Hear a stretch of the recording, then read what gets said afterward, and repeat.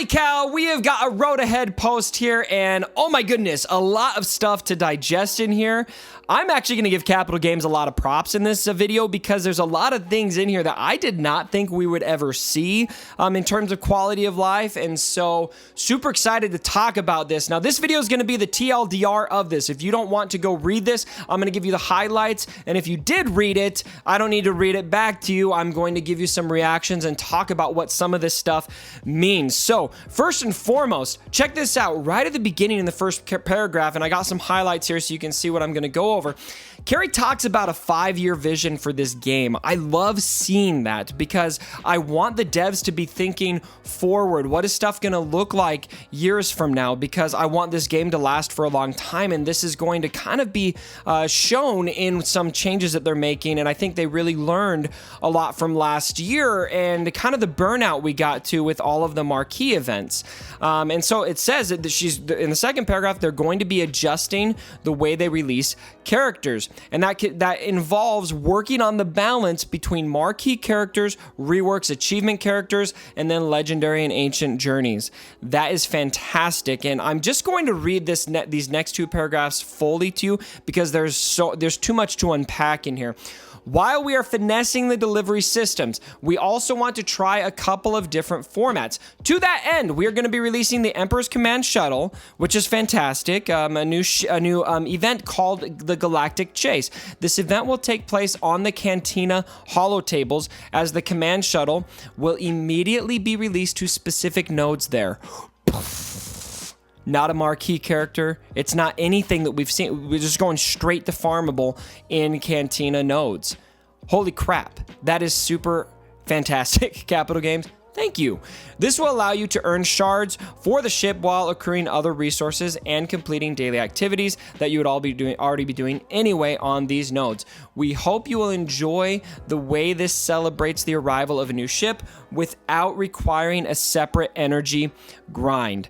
Alongside this and more traditional events, we'll be introducing new achievement-based characters this year. They may show up as actual achievement rewards or in currency shops like Wampa and Hermit Yoda, and they're going to share more about that in the coming months. Now, I actually had a quality of life video filmed and almost ready to post, and I'm scrapping this video because a lot of the quality of life stuff they are releasing was a suggestion I had in that video, and one of those suggestions was to do something with the achievements. The achievements are such a dead part of this game. I mean, 10,000, what is it, 10,000 arena battles won and you get 5 Darth Vader shards because somebody's going to get to 10,000 battles won in arena and not have a 7-star Vader, right? They were so outdated, and so seeing some effort there, very good to see. And then, of course, seeing that we're going to put character shards in currency shops is fantastic. And they mentioned Wampa and Hermit Yoda, so maybe this is going to be isolated to that store, to the Guild event store. But CG, bonus points. I'll probably cry real man tears if you end up putting new characters and doing something with the Galactic War store, with the Cantina store, with the Arena store. These places are basically areas where you farm almost nothing. You know, you're going to farm shard currency there and maybe a little bit of, you know, credits and that kind of thing. And so seeing those used for useful character shards again would be fantastic. So really cool stuff here in the first few paragraphs. And then moving on, we're getting into some more quality of life updates, and she gives us a little paragraph here about how quality of life is important. And to that end, we are going to be releasing raid simming. Mind blown again. I did not think that raid simming would ever be a thing. Now, it looks like this is only going to apply to the Rancor raid. She talks about how if a guild has beaten the heroic Rancor raid a certain number of times, and that number of times is still to be determined, then you'll be able to sim it. And it will also apply to guilds that have, you know, everyone with Han Solo at 7 stars. You'll be able to sim it to completion, and all guild members will receive equal rewards. And obviously, a lot of that's going to have to be fine-tuned, but that to me is a very positive move in the right direction. There's just, I mean, how many guilds are going out there and you just hit join and that's all you're going to do, and you've got a few people that care enough that go in there and hit auto, and they're going to let their auto solo team take it down in 10 minutes. So this is a very positive move in the right direction, one I did not think that we would see. And then another item that I had on my quality of life video that I was about to share is putting the squad selector, the squad management button in the character inventory screen, and they are doing exactly that. Can I get an amen? That buy data cards tab was used by nobody. It's funny, they mentioned that their data showed them that it wasn't used very much. I don't think anybody ever used that. I'm curious to see if anybody used it at all. And then they mentioned this. This is something really interesting, and I don't see a graphic on how this is going to work yet, and so kind of TBD, but very, very good concept that's going to really help you with getting your Territory Wars and Grand Arena squad selectors together, and that is a brand new shared indicator, which can be turned on from inside the character management pages, where you can indicate whether you want to be notified of a duplicate character being used in a single tab.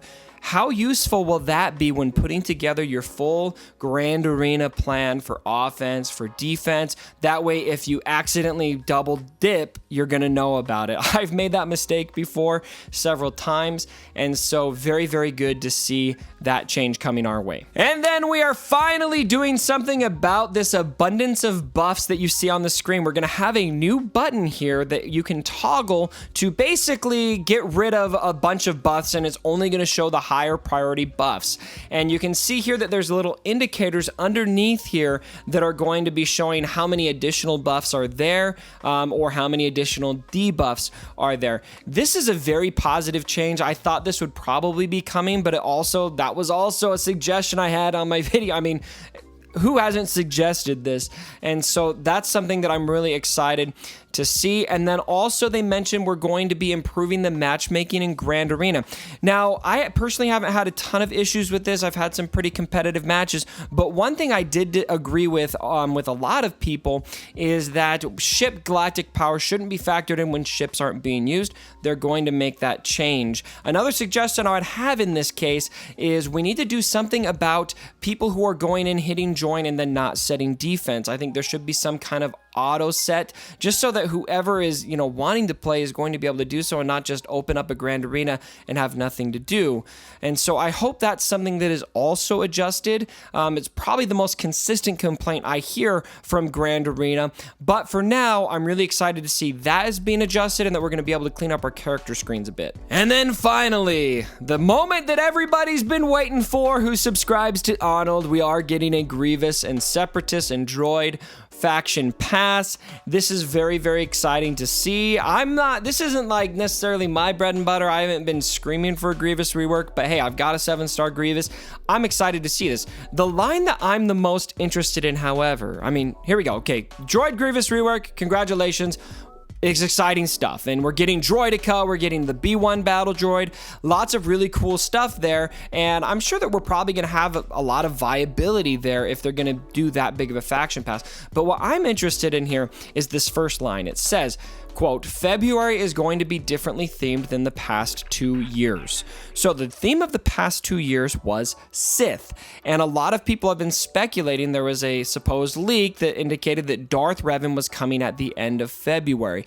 So this, to me, as good as confirms that Darth Revan is not coming in February. I'm actually a little bit surprised by that and a little not. We talked a lot about this on the Cup show, but we really feel like those 4 marquee characters we got were probably going to be needed for something, and Darth Revan makes sense, but it also didn't make sense to me if Grievous was getting a rework that we were going to be giving Darth Revan in the same month.